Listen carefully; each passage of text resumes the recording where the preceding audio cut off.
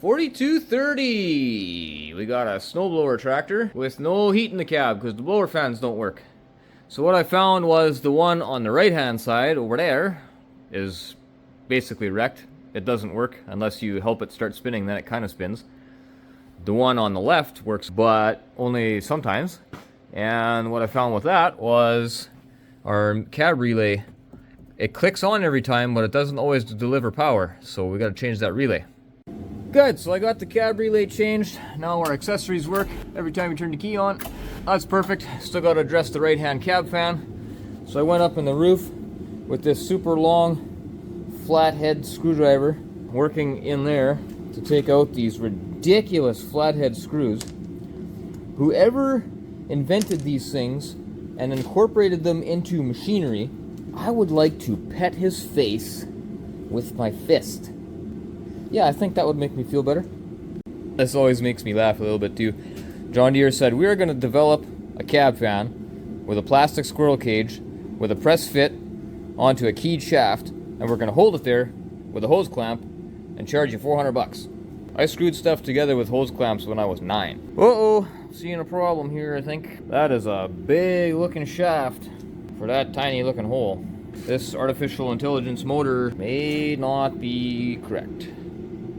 Uh-oh, 0.375, 0.31. That's a big difference. Come on, guys, I just want to change a cab fan. Coming down to pressurizer.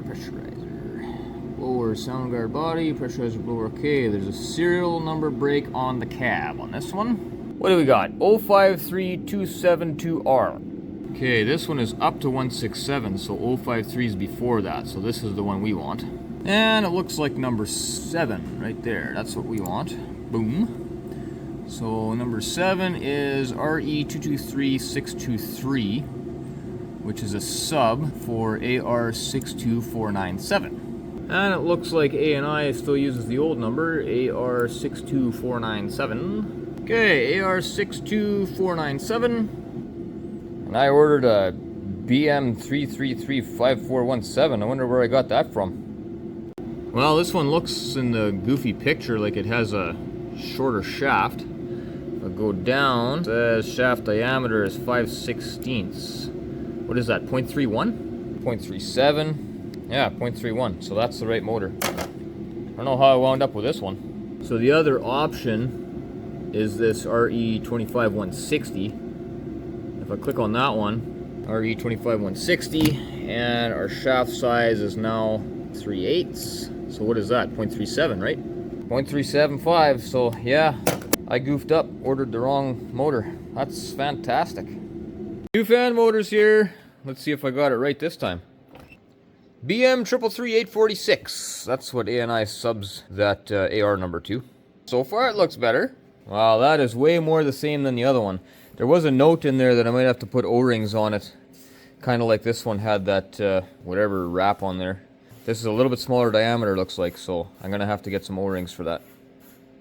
Alright, well that's all back in there now, screwed in with those crazy, ridiculous slot head screws. Whoever came up. Anyways, spinning away. Got both sides. Got high, got low, got off, still got low, still got high. Perfect. Now I can put this back together.